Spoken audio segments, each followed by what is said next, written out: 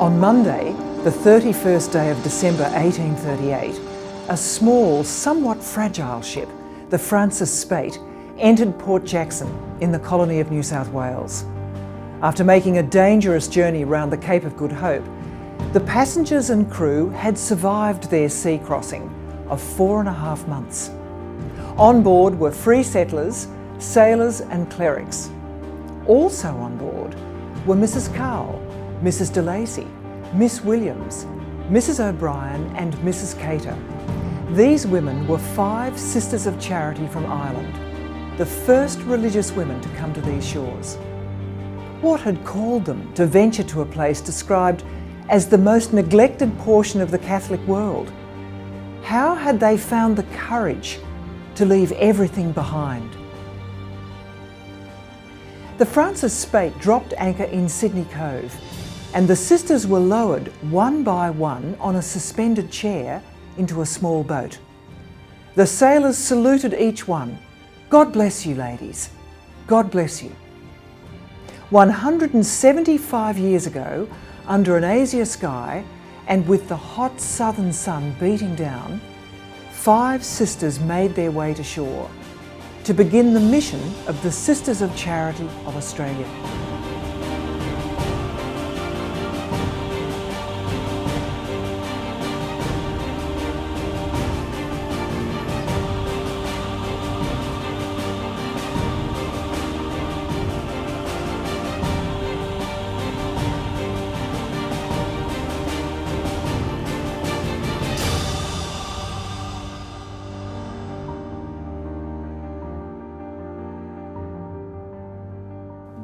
In commemorating the 175th anniversary of the arrival of the Sisters of Charity in Australia, we share a wonderful story. It's the story of a congregation breathing life into their charism, bringing to each person the love, the tenderness, the concern of Christ for the poor, seeing Christ in everyone we serve. But it's also the story of a perpetual invitation from the sisters to walk alongside them on their journey. Now, while many of us may be familiar with the names of the first 5 sisters, it's timely that we get to know more about them and to better understand their motivation to cross the oceans. But our story begins well before the Francis Spaight enters Sydney Cove. The opening chapters are set over 220 years ago. The foundress of the Sisters of Charity, Mary Aikenhead, was born in Cork in Ireland in 1787. At the time, Ireland was a country of much injustice and hatred. The draconian penal code had created a permanent underclass, destined to a life of poverty. Mary's childhood and youth provided an insight into both sides of Irish life. On one hand, she came from a well-to-do Protestant family, the daughter of a physician. However, Mary's poor health saw her being cared for in the humble cottage of Mrs. Mary Rourke, a Catholic, on Eason's Hill. And it was here that she saw the other Ireland: cold, damp houses, empty stomachs and shoeless feet. As a young woman, Mary joined the Catholic Church and, inspired by the parable of Dives and Lazarus, began taking food to the homes of the poor. Mary's passion to serve the poor was unabated, and aged 25, she founded the Sisters of Charity. Sisters of Charity took the traditional 3 vows of poverty, chastity and obedience, and an additional 4th vow, the service of the poor. Even though the path for her young congregation was unsure, Mary trusted fully in the providence of God to overcome all difficulties. Supported by her friends and the community, Mary and the sisters began many practical and effective ministries throughout Ireland, including schools, orphanages, jail visitation and healthcare. The sisters opened St Vincent's Hospital Dublin, the first Catholic hospital in Ireland, where, in Mary Aikenhead's own words, the poor could have for love what the rich could have for money. The other distinguishing feature of the Sisters of Charity was that they were uncloistered. Mary wanted her sisters to be with the people and not restricted to living within convent walls. To the folk of Ireland, they were affectionately known as the walking nuns. Mary had met Bishop Polding ahead of his own journey to New South Wales in 1834. And with first-hand knowledge of the sisters' effective work with the poor of Ireland, Bishop Polding had mentioned how useful the Sisters of Charity could be in the Great Southland. Mary indicated that she would be agreeable to this request if circumstances allowed. In 1836, Dr. Ullathorne, the Vicar General of New South Wales, returned to Ireland and England to recruit religious and teachers, armed with a substantial pamphlet entitled "The Catholic Mission in Australasia." It was a bleak document. In his description of the female factory at Parramatta, he wrote, "The factory at Parramatta is the female house of correction. There is a similar establishment in Van Diemen's Land. It has hitherto been the sink of abomination, generally consisting of a fluctuating population of some 600 females. Their principal occupation is the work of mutual corruption." The Sisters of Charity were depleted in numbers by their response to a cholera epidemic. However, Mary Aikenhead was true to her word, instructing that Ullathorne's pamphlet be read aloud in each convent, with a call for volunteers to step forward. 6 sisters responded. However, one sister was deemed too frail for the journey to New South Wales. Sister John Carl was the first to volunteer, and at 45, the oldest pioneer sister. The daughter of a shopkeeper, she had received her novice instruction from Mary Aikenhead. She was active in the visitation and instruction of prisoners in Ireland and caring for the sick during the cholera epidemic of the 1830s. As the oldest sister, she would have seen her role as the guardian of Mary Aikenhead's spirit in the new land and brought meaning to the 4th vow in refusing government payment for her journey, saying, "All work for the poor must be done free." Although stern in appearance in her portrait, John Carl was described as having a cheery countenance with a love of music and language. Sister Frances de Sales O'Brien was 29 when she arrived in Port Jackson. Born into a well-to-do family, she had received her education in France. Her father and 4 of her sisters had died before she joined the Sisters of Charity. As a novice, she was willing to stand with the poor and the suffering, begging Mary Aikenhead to allow her to accompany the professed sisters in their care of those afflicted by cholera. She was one of the sisters whom Mary had sent to Paris to be trained in hospital management prior to opening St Vincent's Hospital in Dublin, and was also well regarded as a teacher. Sister Xavier Williams was 38 years old and still a novice when she arrived on the Francis Spate. She was the first woman to be professed on Australian soil, the ceremony taking place at St Patrick's Church, Parramatta, in 1839. Mother Xavier Williams had grown up caring for her mother, her brothers and a sister, as her father was away with the army. She taught in a school run by her aunt and had joined the sisters following the death of her mother. She received the name of the great missionary patron, St Francis Xavier, one of the first 7 Jesuits who studied under Ignatius of Loyola. Xavier Williams was described as being small and frail, but with great courage. Sister Lawrence Cater was 27 when she came to Australia and was also known as Sister Magdalene Chantel. She was the youngest of the sisters and the only Englishwoman. Also born into an upper-class family, Lawrence Cater was a trained teacher, with Dr. Ullathorne acknowledging her solid education and wit. Cater, like John Carl and Frances O'Brien, would write home to Ireland in an attempt to reclaim their dowries to alleviate the financial deprivation that awaited the sisters. Their requests would be denied. The fifth pioneer sister was John Baptist de Lacy, who was 39 when she arrived in Australia. Born in Limerick, she'd grown up in a comfortable home, but was troubled by the suffering of the poor as famine became widespread. Sister de Lacy had entered the Sisters of Charity in Dublin, specifically for the Australian mission, and had trained as a nurse at the new St Vincent's Hospital in Dublin. This experience proved most providential, as Sister de Lacy would be the driving force in establishing St Vincent's Hospital Sydney in 20 years' time. She was an excellent organiser, with a keen eye on making every farthing go to good use. Baptist de Lacy was also a teacher and writer, with much of our early knowledge of the sisters in Australia gleaned from her annals. Mary Aikenhead personally assisted each sister to pack her travelling trunk. She ensured that the sisters had all they required to celebrate the Eucharist, including this travelling chalice. Now let me show you that chalice and assemble it for you, because it's quite something. So here we are. The cup screws in,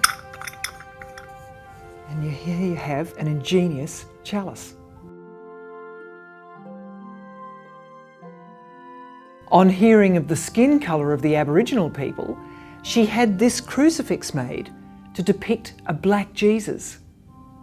Mary packed this statue of Mary, Queen of Heaven. Always practical, she also packed books to furnish a school, sewing kits for the women in the female factory, and this hourglass. And one of the most treasured items, a copy of the Congregational Constitutions. Mary had foreseen that with the tyranny of distance, the new congregation could become separated and would need this invaluable guiding reference. So let's look inside. It says here on this first page, "The Sisters of Charity, Stanhope Street, Dublin, the 8th of August, 1838. Pray for M.A. Mary Aikenhead." And then inside, in this very delicate paper, is a summary of those constitutions. Quite something. As she bade farewell, Mary, wheelchair-bound, proclaimed that if she'd been in better health, she would have joined the sisters on their journey. And so, 23 years after the congregation had been founded, the 5 Sisters of Charity departed for Australia.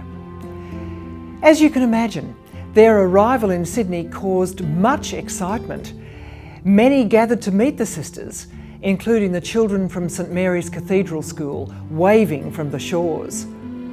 Bishop Polding was to write, "No words can describe our gratitude and delight of heart when we witnessed the arrival of the heroic Sisters of Charity. And after facing the inconveniences of a 4.5-month journey, that they may aid us in bringing the grace of God to the lowest, most degraded and most hardened of their sex." Following a Thanksgiving Mass on New Year's Day 1839, the sisters wasted no time and went straight to work.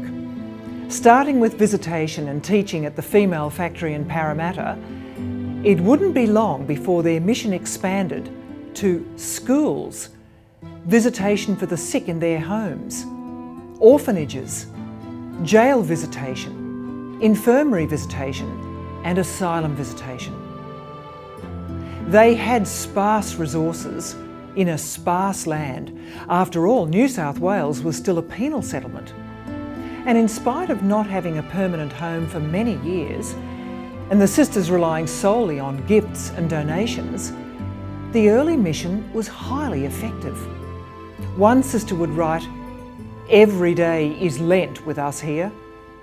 This austerity would eventually take its toll on Sister Lawrence Cater, who became unsettled and frequently expressed a desire to return to Ireland. In 1846, she left Australia. 10 years after their arrival, the sisters would face a major congregational crisis. Archbishop Polding and his Vicar General, Dr. Gregory, attempted to convert the sisters to a Benedictine way of life, like their own, different to the new way chosen by Mary Aikenhead. 3 of the pioneering sisters, John Carl, DeSales O'Brien and Xavier Williams, felt so strongly against this move that they took up an invitation from Bishop Wilson to move to Hobart, leaving Baptist de Lacy as the only pioneer sister in Sydney. In Tasmania, the sisters found the needs of the poor were disturbingly similar to those in New South Wales. At the Cascades Female Factory, the practical outreach to convict women began. The mission to the poor quickly spread, with home visitation of the sick, jail visitation, attendance at schools, and the establishment of an orphanage. Like the sisters in Sydney, the Tasmanian sisters also struggled financially, and it was only through the community's generosity that the mission survived. In testament to the work ethic of the sisters, Bishop Wilson wrote, "The pioneer Sisters of Charity in Tasmania did as much work as 15 in Ireland." The future for the congregation was far from promising. In Tasmania, with very little financial support, the sisters focused on their orphanage and home and jail visitation. In Sydney, transportation of convicts had ceased, and the Parramatta Female Factory was closed. The sisters moved from their convent in Parramatta and relocated to various places, including Windmill Hill, now known as King's Cross. A severe influenza epidemic reduced their numbers to just 5, and yet their resolve remained, continuing their ministry serving the poor, visiting the prisoners at the Darlinghurst Jail, and working at the Women's Refuge located near what is now Central Station. Divine Providence would once again intervene when in 1853 a public appeal was made with the view of purchasing a property to provide a residence for the sisters and a modest hospital where they could nurse the sick poor. A generous public responded, and the sisters acquired Tarmans at Potts Point. And with Sister Baptist de Lacy no doubt calling on her expertise acquired in Dublin, the first St Vincent's Hospital in Australia opened its doors in 1857. So what became of the first 5 sisters? Well, after returning to Ireland, Lawrence Cater left the Irish congregation to join the Benedictine Oblates. She eventually left religious life completely to take up a position as governess with a French family. Baptist de Lacy returned to Ireland in 1859, just 2 years after establishing St Vincent's Hospital in Sydney, following a dispute with the church over the presence of a Protestant Bible and prayer book for non-Catholic patients. She served with the Irish sisters for another 20 years before dying in 1878. Sister John Carl remained in Tasmania till her death in 1864. It was said, if the rule book was lost, the old sisters who'd been Mary Aikenhead's novices would be living exponents of everything contained in it. Sister Carl was renowned for giving religious instruction to a crowded audience, no doubt led by fervent singing. Sister Frances DeSales O'Brien would also remain in Tasmania until her death in Hobart in 1871. She remained true to the charism through her work in schools and with the downtrodden women in jails and workhouses. Sister Xavier Williams worked tirelessly with the poor, particularly in St Joseph's Orphanage. Mother Xavier also negotiated for 2 years to restore unity between the Sydney and the Hobart communities, which eventuated in 1890. 2 years later, she died in Hobart, the last of the pioneer sisters in Australia.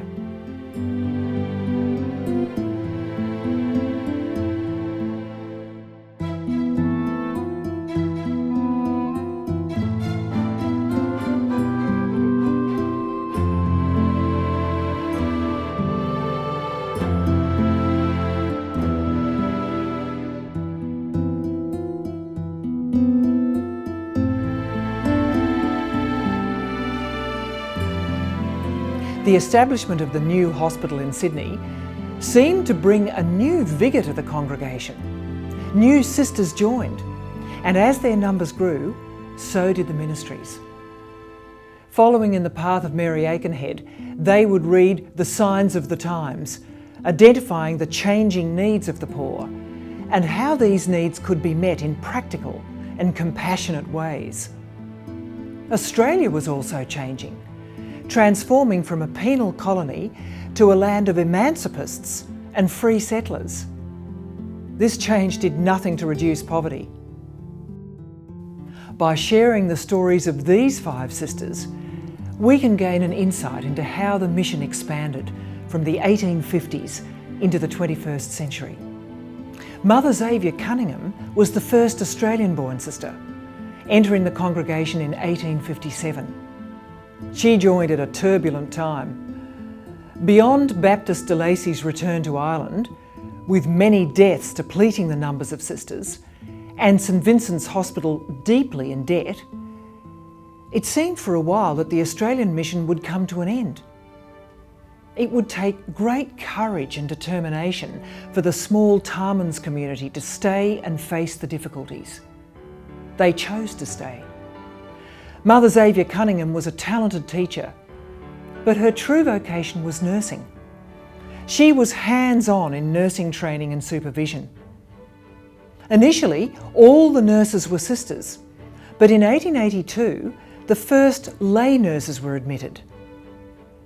Mother Xavier Cunningham nurtured relationships with supporters and doctors, recognising that they were as vital to the continuation of the mission as the sisters. By 1884, she acquired the knowledge and experience required to take charge of St Vincent's, a position she would hold until her death in 1903. Mother Xavier became aware of the growing number of highly contagious tuberculosis cases in the community, and so established St Joseph's Hospital for Consumptives, initially in the Sisters' Convent at Parramatta in 1889, before relocating St Joseph's to Auburn in 1892. She was also determined to provide a refuge for the incurable and dying, opening Sacred Heart Hospice in Darlinghurst in 1890. Even with her immense workload, Mother Xavier Cunningham still made time every week to visit the prisoners in the Darlinghurst jail.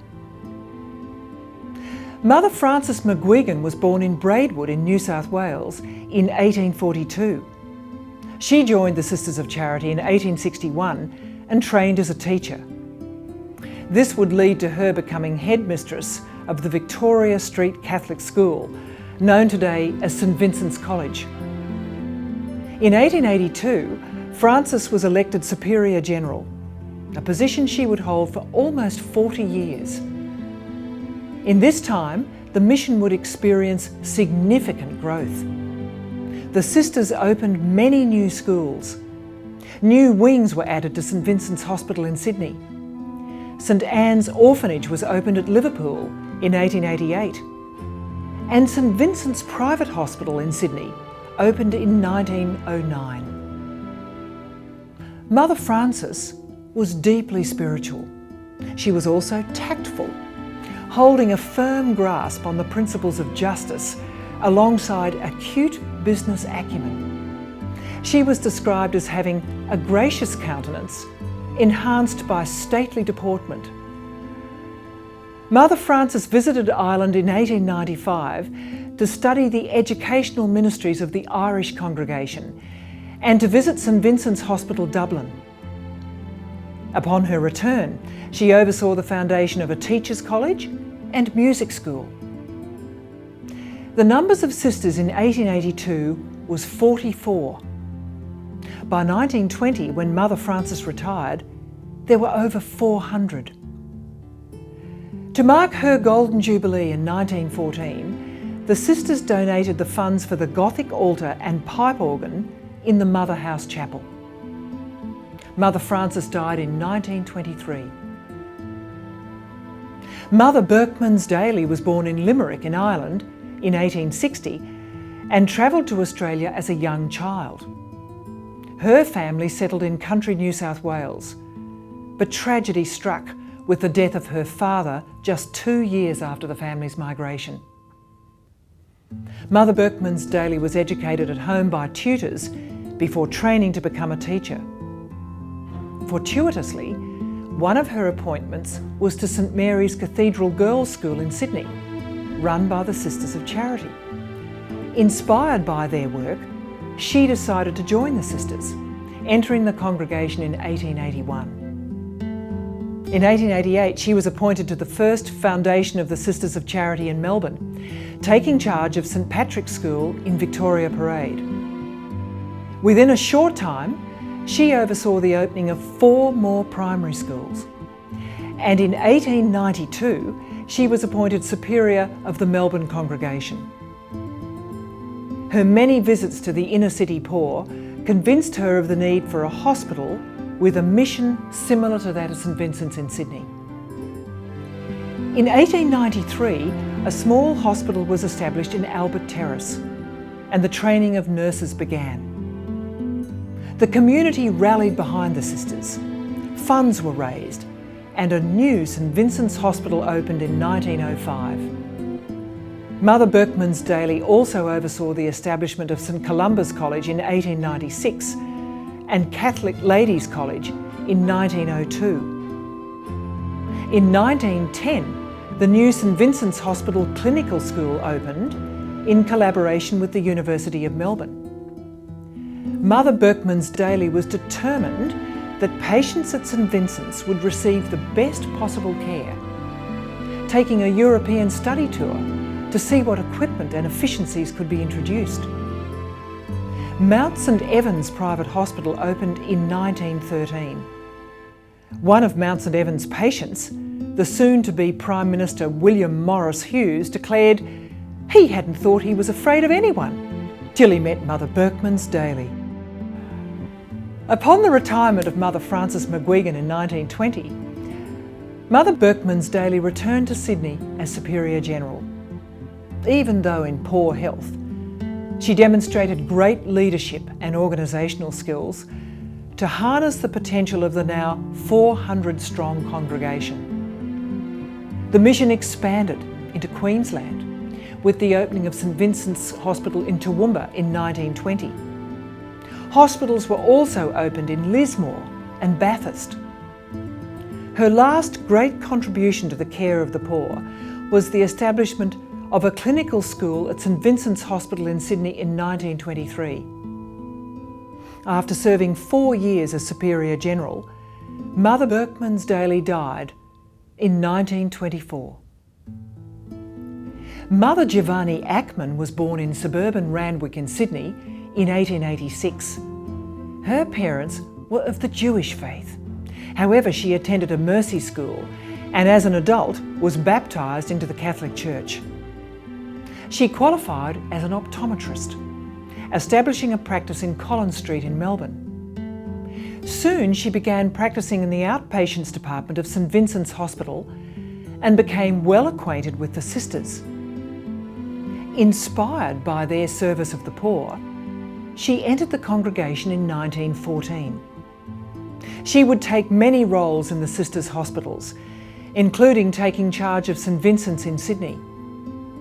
It was during this time that the Superior General asked her to travel to Brisbane to help in the establishment of a hospice.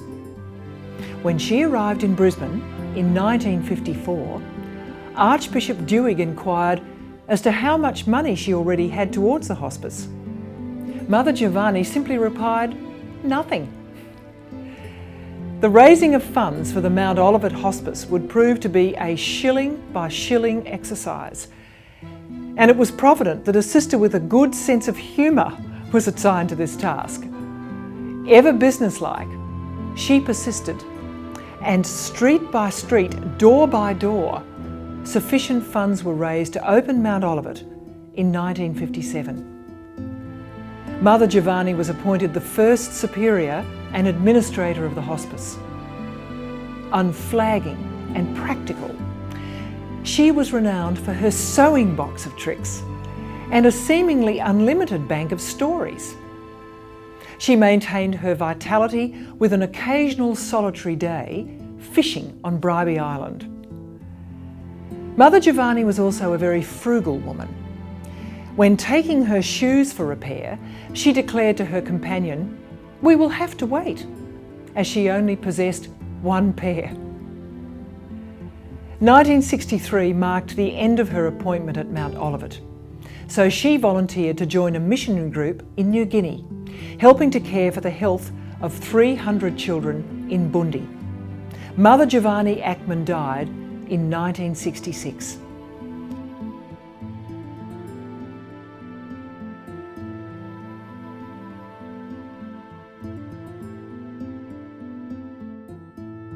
Mother Mary Alphonsus O'Doherty was born in 1894 in South Yarrawonga in Victoria, one of 9 children and the daughter of a schoolteacher. After training as a nurse at St Vincent's Hospital in Melbourne, she joined the Sisters in 1927. After working at the Sisters Lismore Hospital, she was transferred to St Vincent's Toowoomba when the Darling Downs was suffering from a crippling drought. After moving to Melbourne, she would oversee the opening of a maternity hospital and Victoria's first hospice. Mother Alphonsus helped many people through the difficult times of the Great Depression and the Second World War. In 1952, as Superior General, she travelled to Rome to join other Superiors General from around the world for renewal and adaptation. It was at this gathering where an upgrade of professional standards and a diminution of older customs was advised. Returning to St Vincent's Hospital in Melbourne, she created a chair of surgery and pioneered renal and cardiovascular diagnostic services. She was regarded as articulate and decisive, yet inherently gracious. In her 80s, Mother Alphonsus would meet medical graduates, stressing the importance of respecting the patient. Bishop O'Connell cited her as a great figure during 40 years of medical revolution, characterised by integrity, wisdom, balance, enthusiasm and foresight. Mother Alphonsus died in 1983.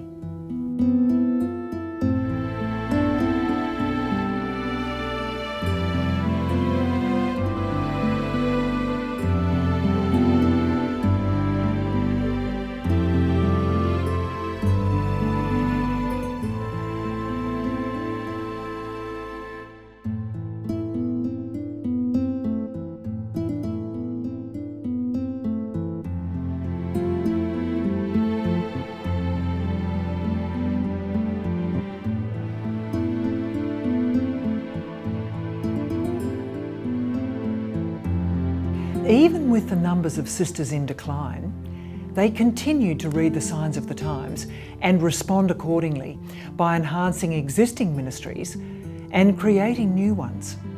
Medical research institutes, overseas missions to the Pacific and Africa, establishing hospital and community-based outreach services, including rural and remote areas, pastoral and parish ministries, establishing the Sisters of Charity Foundation, creating advocacy networks, and in 2009, establishing Mary Aikenhead Ministries to carry forward the works of the congregation, and in so doing, allowing the sisters to respond to emerging social need, where their skills and life experiences can help life flourish. How has the life of a Sister of Charity changed over 175 years? Well, let's meet 5 sisters from today as they continue the mission in diverse ministries throughout our communities. Sister Christine Henry lives in Queensland and helps rural families through the Downs and West community support. There are some lovely knitted blankets in there. In the past 7 years, this community has lived through a prolonged drought, which had great impact on the families. And then suddenly, Mother Earth brought us these heavy rains and severe floods, which changed the environment, changed the landscape of our country, and it will never be the same ever again. People were taken from their homes. They lost livestock, crops, topsoil and fences, and to rebuild their lives is not an easy thing. It takes time and energy from themselves and the support of their loving community. We have just arrived in Nanango, and it was here that we were invited to organise the first of our wellness days. It's only one day, but a few hours that you get to go away from the farm and you catch up with your friends and your neighbours, and Sister Christina comes and makes everyone laugh and forgets about those worries for the day. And even though it's only one day, it makes such an impact. It is amazing. We've also provide healthcare specialists there so that women's health can be taken care of. Christine just has this beautiful way of allowing everyone the knowledge that they are special within themselves. Mary Aikenhead and the first 5 sisters and the sisters throughout the generations have trusted in divine providence, and that probably has been one of my major strongholds, is that I trust in divine providence, not knowing where the finances are going to come from to keep this ministry going for the next 12 months. However, working in collaboration with other organisations and individuals from the different communities is vital for a ministry to be effective and professional and providing a service that the people in the local areas will benefit from. Sister Jacinta Fong lives in Darlinghurst in Sydney and works with patients and staff at St Vincent's Hospital Emergency Department. Doctor have seen. They're just starting to see now. Oh, good. That's great. We get a lot of the poor, very poor people, and they homeless people. A lot of them are due to alcohol and drugs. So we try to find them a home very often, find them somewhere to live, and also we clothe them and feed them. So there's no difference from 175 years ago. We're still doing the same work as Mary Aikenhead would do. Yes. And they've been supportive. They came in this morning to see him. With the staff in this department, very often because of the pressure they have, they do need someone to talk to sometimes with the difficulties. And I very often able to support them for their need as well. I'm completely biased when it comes to Sister J. Our department would not be the same without her. She is able to facilitate us to have equipment that we wouldn't otherwise have through her fundraising with Sirens. Her presence is always calming. She can make the worst situation better just simply by being present. Our staff here is a wonderful staff.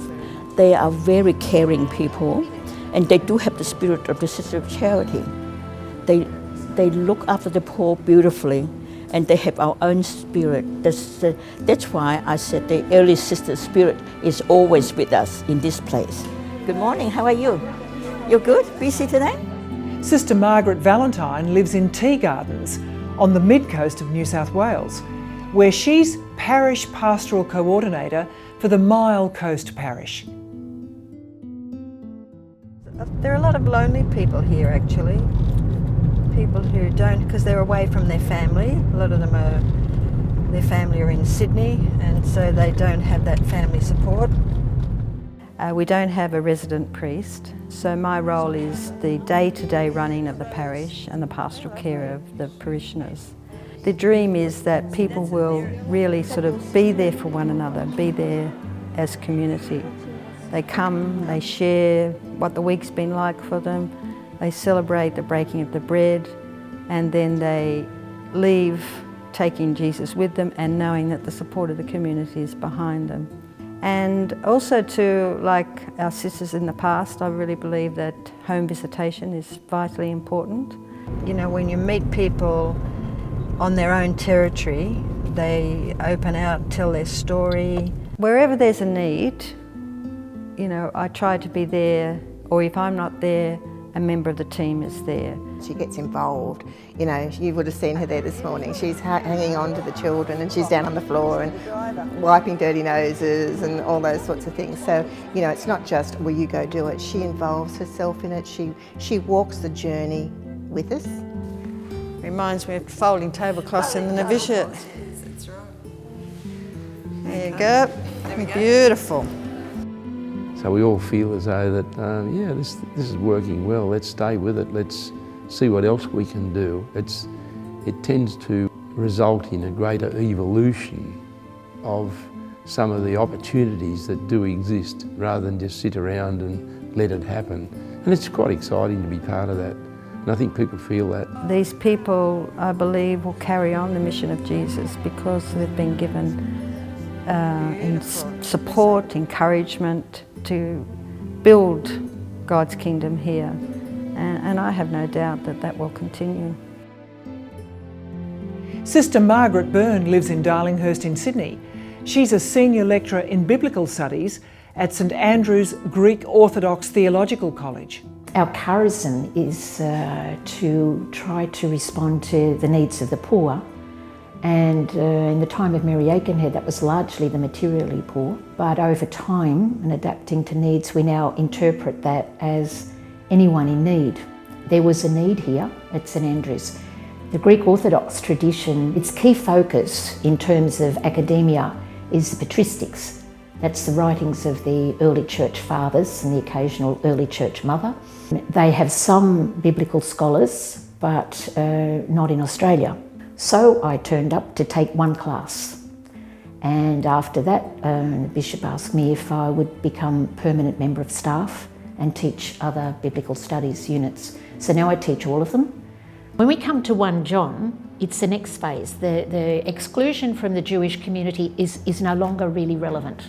I'm privileged to be here, to be honest, and I've learnt just as much about the Greek Orthodox tradition as they may have learnt from any of my teaching and conversations. We often talk about it. My students will ask, you know, things like, can Catholics receive communion every day? You know, and I say, well, yes. Oh, I wish we could. Now that's on one side, but then there's a richness in their liturgy that I think we can learn from too. Now, all together we're ultimately serving Christ, and that all together we can be enriched from one another.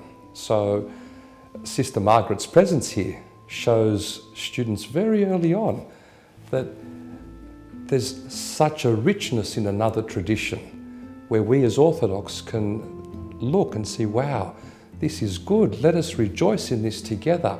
Let us also receive things that are happening in other churches that perhaps we don't do. The community almost certainly moved out of Jerusalem. We're not exactly sure. Most likely thing is that perhaps they even went via Syrian Antioch. I feel when I come here that I'm surrounded by people from the Archbishop down to the youngest student, that God is first. Sister Colleen Jackson lives in Dandenong in Victoria. She's a trauma counsellor working with asylum seekers, a visitor to detention centres, and she provides crisis management training to schools. I run 2-day workshops for principals and school leadership groups on how to manage a crisis in a school, a trauma. So there might be a death or a suicide, car accident, where the school wants to support the family but also the community. The major part of my ministry though revolves around refugees and asylum seekers. I work for Foundation House in Dandenong in suburban Melbourne as a specialist torture and trauma counsellor. So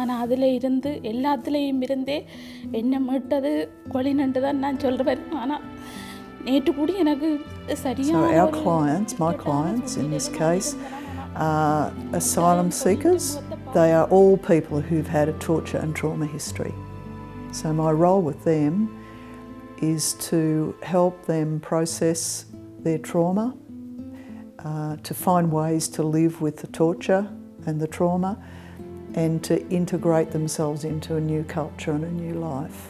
Yes, I've been working for quite some time with Colleen, and I can see that her words get healing into the conversation. It's not just talking or understanding, it's more of healing. It gives lots of support to the person and gives lots of strength. We're heading to one of the immigration detention centres. So my role there is to just meet with any refugee or asylum seeker who wants to talk. The men that I meet with regularly have been in detention for 3 to 4 years, continuously. Some of them have visitors, some have very few visitors, so I simply go in and listen. And the final area with the refugees is I keep in close contact with a number of the asylum seekers who've gained their refugee status and gained their protection visas and been released into the community. So they're living as new Australians, and that, for them, really that's just the beginning of the journey. They've had a torturous journey towards this point, but then of course they're living without their spouses and their children, often separated for years. Mary Aikenhead walked on the margins of the society that she lived in. She went to the ones who'd been discarded and the ones who were not the attractive part of the population. So her ministry was to the poorest of the poor, not just in monetary terms, but in social terms too, of rejection. And then the continuity goes on from there, because 5 sisters came to Australia, and in my mind they were boat women. They came here on a boat to a hostile land. They immediately aligned themselves with the poorest of the poor and the marginalised and the reviled, and worked among them and side by side with them, not in any kind of superior role, but alongside them. These are just 5 of the many sisters engaged in ministry. If you'd like to read more about today's sisters, may I recommend this book, Impelled by Christ's Love, 175 years serving in Australia. It was published to commemorate the 175th anniversary. So much has been achieved since the first 5 sisters made their sea crossing to our shores in 1838. With faith and in partnership with all people who share their charism, the sisters, women of head and heart and hands, will continue to respond to those in need. The sisters ask God's blessings on all those who keep the spirit of Mary Aikenhead and the mission of the Sisters of Charity alive, today and into the next 175 years.